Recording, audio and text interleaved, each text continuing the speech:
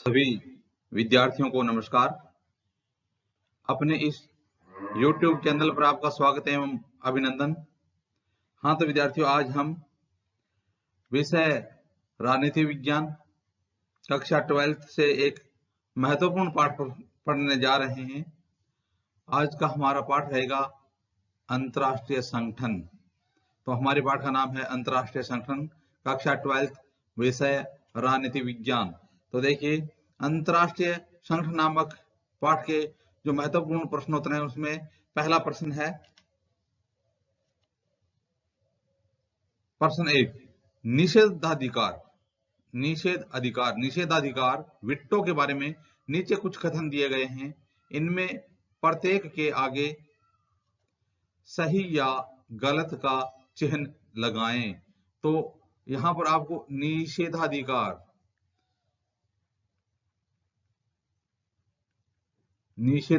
यानी विट्टो के बारे में नीचे कुछ कथन दिए गए हैं। तो इनमें से प्रत्येक के आगे सही या गलत का चिन्ह लगाना है। तो देखिए, विट्टो शब्द का अर्थ होता है मैं निषेध करता हूं, मैं मना करता हूं। विट्टो का अर्थ क्या होता है? मैं निषेध करता हूं। तो देखिए, यूएनओ में 5 स्थायी देश हैं। कितने स्थायी देश हैं? 5। संयुक्त राष्ट्र संघ में 5 स्थायी देश हैं। तो 5 स्थायी देश कौन कौन से हैं? 5 स्थायी देश हैं अमेरिका, ब्रिटेन, फ्रांस, रूस और चीन। ये 5 स्थायी देश हैं संयुक्त राष्ट्र संघ में। तो यदि किसी प्रस्ताव को, ये 5 सदस्य देश हैं, इनमें से यदि एक भी सदस्य देश प्रस्ताव के विपक्ष में मतदान करता है तो वो प्रस्ताव मान्य नहीं होता है। तो इस प्रकार से किसी प्रस्ताव को ये 5 राष्ट्र हैं, ये रोक सकते हैं या सीमित कर सकते हैं। इसलिए इनको जो अधिकार दिया गया है उनको कहा जाता है निषेधाधिकार यानी विट्टो का अधिकार। तो अब आपको बताना है कि विट्टो के बारे में जो कुछ कथन दिए गए हैं, इनमें से प्रत्येक के आगे सही या गलत का चिन्ह लगाना है। इसमें कौन सा कथन सही है और कौन सा गलत कथन गलत है।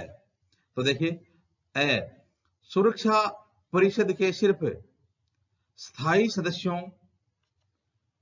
को विट्टो का अधिकार है। तो यह कह रहा है कि सुरक्षा परिषद के सिर्फ और सिर्फ स्थायी सदस्यों को ही विट्टो का अधिकार है। तो यह बात सही है। तो स्थायी सदस्य कितने हो गए? 5 स्थायी सदस्य हो गए। कौन कौन से? 5 स्थायी सदस्य देश हैं अमेरिका, ब्रिटेन, फ्रांस, रूस और चीन। तो इस प्रकार से इन 5 स्थायी देशों को ही विट्टो का अधिकार है। यह कथन क्या है? सही है। यह एक तरह की नकारात्मक शक्ति है। बिल्कुल, निषेधाधिकार तो यह एक क्या हो गई? नकारात्मक शक्ति हो गई। तो निषेधाधिकार विट्टो क्या हो गई? एक नकारात्मक शक्ति। तो सही है गलत है? तो यह हो जाएगा सही है। यह एक तरह की नकारात्मक शक्ति है। अगला शय, सुरक्षा परिषद के फैसलों से असंतुष्ट होने पर महासचिव विट्टो का प्रयोग करता है। देखिए, यह कह रहा है कि महासचिव विट्टो का प्रयोग करता है। तो नहीं, विट्टो का प्रयोग स्थायी राष्ट्र हैं उनके द्वारा ही किया जाता है। तो इसलिए यह कथन क्या हो जाएगा? गलत हो जाएगा। तो इस प्रकार से सुरक्षा परिषद के फैसलों से असंतुष्ट होने पर महासचिव विट्टो का प्रयोग नहीं करता है। 5 स्थायी राष्ट्र हैं उसके द्वारा विट्टो का प्रयोग किया जाता है। आगे है, एक विट्टो से भी सुरक्षा परिषद का प्रस्ताव नामंजूर हो सकता है। सुरक्षा परिषद में का जो प्रस्ताव है, यदि एक सदस्य राष्ट्र एक विट्टो भी सुरक्षा परिषद का प्रस्ताव उसको नामंजूर कर सकता है क्या? तो यह हो जाएगा सही है कि एक विट्टो भी सुरक्षा परिषद के प्रस्ताव को नामंजूर कर सकता है। तो इस प्रकार से हमने पहले जो प्रश्न थे, पहला प्रश्न था उसके सही और गलत के चिन्ह लगाए। तो इसमें हमने देखा कि सुरक्षा परिषद के स्थायी सदस्यों को वीटो का अधिकार है, सही बात है। यह एक नकारात्मक शक्ति है, बिल्कुल सही नकारात्मक शक्ति है। सुरक्षा परिषद के फैसलों से अंतुष्ट होने पर महासचिव वीटो का प्रयोग कर सकता है, गलत है, महासचिव नहीं कर सकता। 5 जो स्थायी राष्ट्र हैं वो ही वीटो का प्रयोग कर सकते हैं। इसके साथ अलावा एक वीटो से भी सुरक्षा परिषद का प्रस्ताव नामंजूर हो सकता है, सही है। एक वीटो से भी सुरक्षा प्रस्ताव का प्रस्ताव है, सुरक्षा परिषद का प्रस्ताव नामंजूर हो सकता है। तो अब देखते हैं विद्यार्थियों अगला प्रश्न। हाँ तो विद्यार्थियों, अब दूसरा प्रश्न है, आज के हमारे पाठ का दूसरा प्रश्न रहेगा प्रश्न नंबर 2। इसमें भी आपको सही या गलत का निशान लगाना है। तो प्रश्न नंबर 2 क्या है? प्रश्न नंबर 2 है कि संयुक्त राष्ट्र संघ के कामकाज के बारे में नीचे कुछ कथन दिए गए हैं, प्रत्येक के सामने सही या गलत का चिन्ह लगाएं। तो संयुक्त राष्ट्र संघ के कामकाज के बारे में, तो संयुक्त राष्ट्र संघ के यूएनओ के जो कामकाज हैं उनके बारे में नीचे कुछ कथन दिए गए हैं, इनमें से प्रत्येक के सामने वो कामकाज उसका सही है या गलत है, तो उसको देख करके आपको चिन्ह लगाना है। सुरक्षा और शांति से जुड़े सभी मामलों का निपटारा सुरक्षा परिषद में होता है। तो यह कह रहा है कि सुरक्षा और शांति से जुड़े होते हैं जो सभी मामले होते हैं उनका निपटारा कहाँ होता है? सुरक्षा परिषद में होता है। तो इसका उत्तर हो जाएगा सही है, उसका निपटारा कहाँ होता है? तो सुरक्षा और शांति से जुड़े सभी मामलों का निपटारा सुरक्षा परिषद में होता है। मानवतावादी नीतियों का क्रियान्वयन विश्व भर में फैली मुख्य शाखाओं तथा एजेंसियों के मार्फत होता है। मानवतावादी नीतियों का क्रियान्वयन विश्व भर में फैली मुख्य शाखाओं तथा एजेंसियों के मार्फत होता है। तो यह भी सही है कि मानवतावादी जो नीति है उनका क्रियान्वयन विश्व भर में जो मुख्य शाखाएं फैली हुई हैं तथा जो एजेंसियां बनी हुई हैं उनके द्वारा होता है। तो यह भी सही है। आगे है, सुरक्षा के किसी मसले पर पांचों स्थायी देशों का सहमत होना उसके बारे में लिए गए फैसले के क्रियान्वयन के लिए जरूरी है। तो सुरक्षा के किसी मसले पर पांचों स्थायी देशों का सहमत होना उसके बारे में लिए गए फैसले के क्रियान्वयन के लिए जरूरी है। बात चल रही है संयुक्त राष्ट्र संघ की। संयुक्त राष्ट्र संघ में जो सुरक्षा के किसी मसले पर पांचों स्थायी देशों का जो सहमत होना उसके लिए बारे में लिए गए फैसले के क्रियान्वयन के लिए जरूरी है। क्या यह सही है या गलत है? तो यह कथन भी सही है कि सुरक्षा के मसले पर पांचों स्थायी देशों का सहमत होना उसके बारे में दिए गए फैसले के क्रियान्वयन के लिए बहुत ज्यादा जरूरी होता है। संयुक्त राष्ट्र संघ की महासभा के सभी सदस्य संयुक्त राष्ट्र संघ के बाकी प्रमुख अंगों और विशेष एजेंसियों के स्वतः सदस्य हो जाते हैं। स्वतः सदस्य कह रहा है कि संयुक्त राष्ट्र संघ की महासभा के सभी सदस्य राष्ट्र हैं वो संयुक्त राष्ट्र संघ के बाकी जो प्रमुख अंग हैं उनके और जो विशेष एजेंसियां उनके स्वतः ही सदस्य हो जाते हैं। स्वतः थोड़ी हो जाते हैं, उसके लिए एक विशेष प्रक्रिया होती है। तो इसके लिए यह कथन क्या हो जाएगा? यह कथन गलत हो जाएगा, क्योंकि जो संयुक्त राष्ट्र संघ की महासभा के सदस्य राष्ट्र होते हैं वो संयुक्त राष्ट्र संघ के बाकी एजेंसियों और अंगों के स्वतः सदस्य नहीं होते हैं। हाँ तो विद्यार्थियों, अब देखते हैं इस पाठ का तीसरा प्रश्न। तीसरा प्रश्न है प्रश्न नंबर 3। निम्नलिखित में से कौन सा तथ्य सुरक्षा परिषद में भारत की स्थायी सदस्यता के प्रस्ताव को ज्यादा वजनदार बनाता है। तो निम्नलिखित में से कौन सा तथ्य सुरक्षा परिषद में भारत की स्थायी सदस्यता, भारत के द्वारा बहुत ज्यादा प्रयास किए जा रहे हैं कि भारत को भी स्थायी सदस्यता प्राप्त हो। यह कह रहा है कि सुरक्षा परिषद में भारत की स्थायी सदस्यता के प्रस्ताव को ज्यादा वजनदार बनाने वाला तथ्य कौन सा है? तो ए, परमाणु क्षमता। तो देखिए, परमाणु क्षमता तो लगभग कई राष्ट्रों के पास है, तो परमाणु क्षमता के आधार पर स्थायी सदस्यता का प्रस्ताव ज्यादा वजनदार नहीं होता है। ब, भारत संयुक्त राष्ट्र संघ के जन्म से ही उसका सदस्य है। तो भारत संयुक्त राष्ट्र संघ के जन्म से ही उसका सदस्य है। तो संयुक्त राष्ट्र संघ के जन्म से ही कई अन्य देश भी सदस्य हैं, तो वो भी इसकी मांग करेंगे कि हमें भी स्थायी सदस्यता प्राप्त हो। यह तथ्य भी ज्यादा वजनदार नहीं है। भारत एशिया में है। तो एशिया महाद्वीप में तो बहुत सारे राष्ट्र हैं, तो एशिया महाद्वीप में होने से मात्र जो सुरक्षा परिषद है उसमें स्थायी सदस्यता प्राप्त नहीं हो सकती।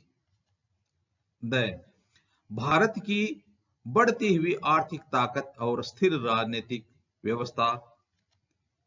बिल्कुल सही है कि भारत की जो बढ़ती हुई आर्थिक ताकत है और स्थिर राजनीतिक व्यवस्था है, यह भारत को सुरक्षा परिषद की स्थायी सदस्यता के लिए ज्यादा वजनदार साबित हो रही है भारत के लिए। तो भारत की बढ़ती हुई आर्थिक ताकत और स्थिर राजनीतिक व्यवस्था भारत के लिए सुरक्षा परिषद में स्थायी सदस्यता के लिए ज्यादा वजनदार साबित हो रही है, इसलिए इसका उत्तर द सही हो जाएगा। हाँ, तो विद्यार्थियों अब देखते हैं चौथा प्रश्न है, परमाणु प्रौद्योगिकी के शांतिपूर्ण उपयोग है और उसकी सुरक्षा से संबंध संयुक्त राष्ट्र संघ की एजेंसी का नाम है। तो परमाणु प्रौद्योगिकी, जो परमाणु प्रौद्योगिकी है उसका शांतिपूर्ण उपयोग हो, जो परमाणु प्रौद्योगिकी है उसका क्या हो, शांतिपूर्ण तरीके से उपयोग किया जाए और उसकी सुरक्षा से संबंध संयुक्त राष्ट्र संघ की एजेंसी का नाम क्या है? तो परमाणु प्रौद्योगिकी के लिए शांतिपूर्ण उपयोग और उसकी सुरक्षा की व्यवस्था करने की जो एजेंसी है उसका नाम क्या है? संयुक्त राष्ट्र निरस्त्रीकरण समिति। ब, अंतरराष्ट्रीय आणविक ऊर्जा एजेंसी। संयुक्त राष्ट्र संघ अंतरराष्ट्रीय सुरक्षा समिति। इनमें से कोई नहीं। तो परमाणु प्रौद्योगिकी की शांतिपूर्ण उपयोग हो, इसके लिए जो संयुक्त राष्ट्र संघ की एजेंसी है उसका क्या नाम है? संयुक्त राष्ट्र निरस्त्रीकरण समिति। दोबारा देखना, संयुक्त राष्ट्र निरस्त्रीकरण समिति, अंतरराष्ट्रीय आणविक ऊर्जा एजेंसी, संयुक्त राष्ट्र संघ अंतरराष्ट्रीय सुरक्षा समिति, इनमें से कोई नहीं। तो इसका उत्तर हो जाएगा ब, अंतरराष्ट्रीय आणविक ऊर्जा एजेंसी। इसका क्या उत्तर हो जाएगा?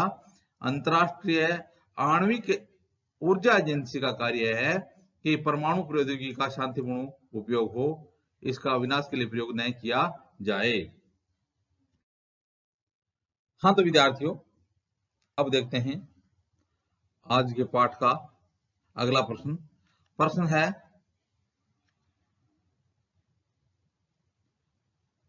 विश्व व्यापार संगठन निम्नलिखित में से किस संगठन का उत्तराधिकारी है?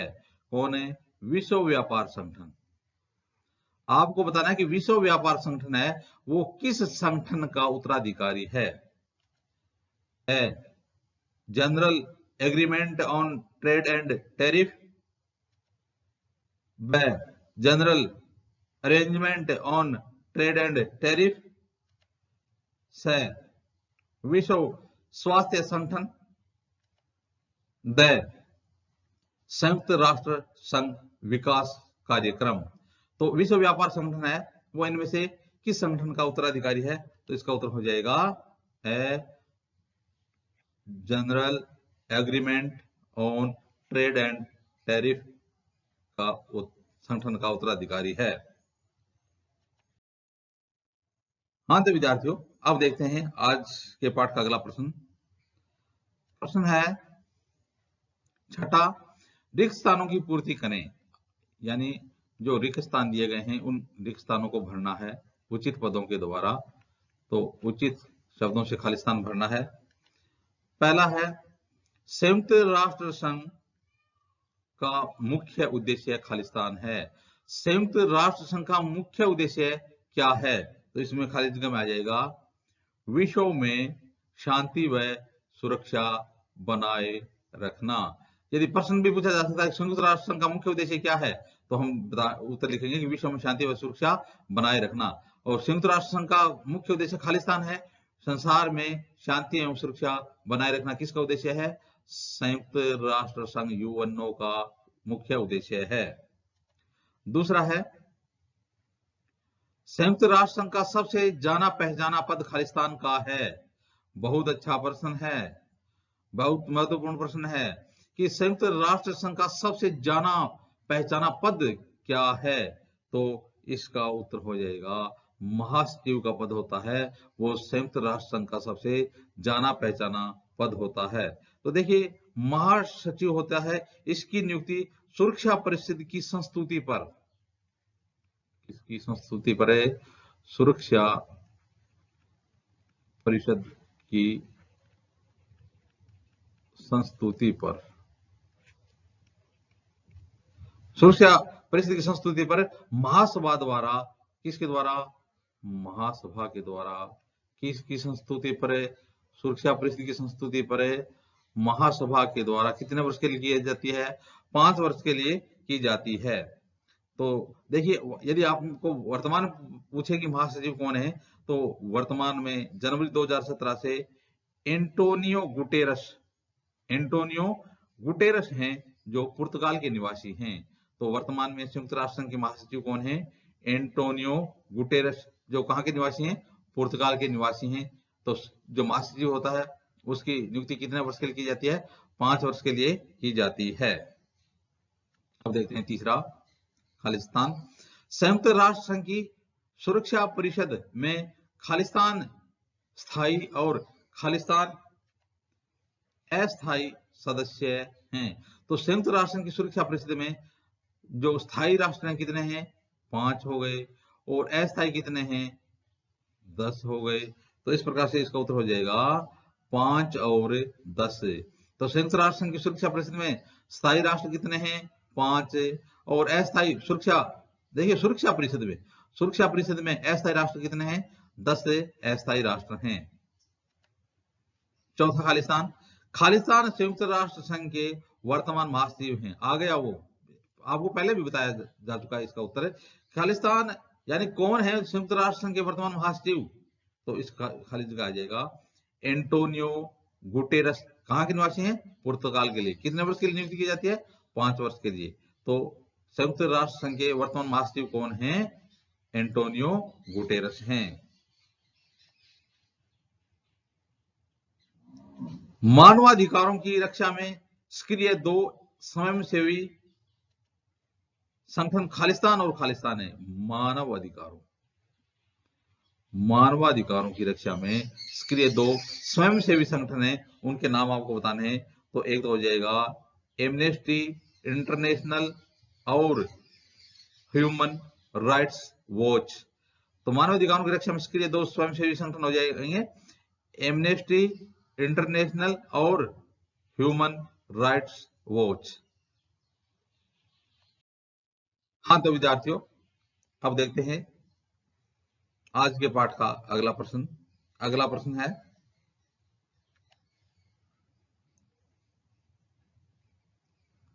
संयुक्त राष्ट्र संघ की मुख्य शाखाओं और एजेंसियों का सुमेल उनके काम से करें। तो देखिए, अब हम केवल और केवल उसमें जो संयुक्त राष्ट्र संघ की मुख्य शाखाएं हैं और एजेंसियां हैं, उनका काम क्या है वो लिखेंगे। यानी उनका काम बताना है, जो एजेंसियां हैं और जो शाखाएं हैं उनका मुख्य कार्य क्या है।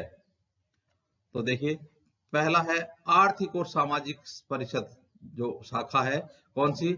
आर्थिक और सामाजिक परिषद जो शाखा, उसका काम क्या है? तो देखिए, सदस्य देशों के आर्थिक और सामाजिक कल्याण की चिंता। क्या है? सदस्य देशों के आर्थिक और सामाजिक कल्याण की चिंता किसका कार्य है? आर्थिक और सामाजिक परिषद का कार्य है, सदस्य देशों के आर्थिक और सामाजिक कल्याण की चिंता करना।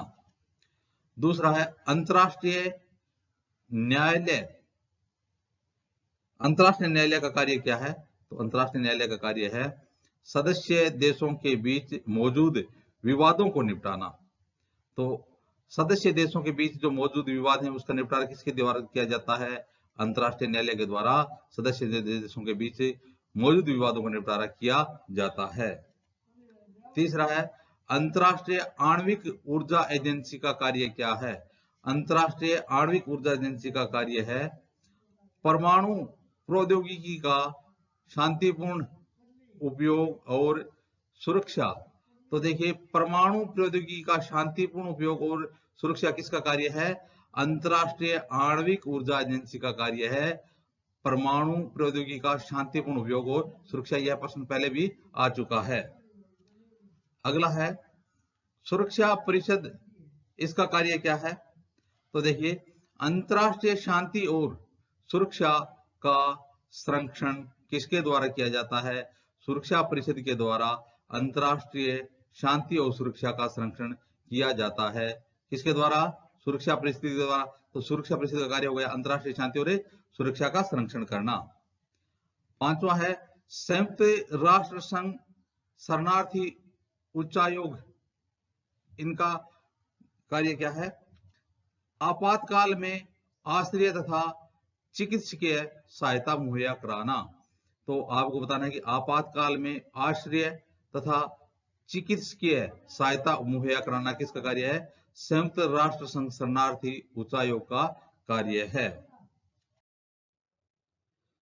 हाँ तो विद्यार्थियों अब देखते हैं इसी प्रश्न का अगला भाग, छठा अंश है विश्व व्यापार संगठन।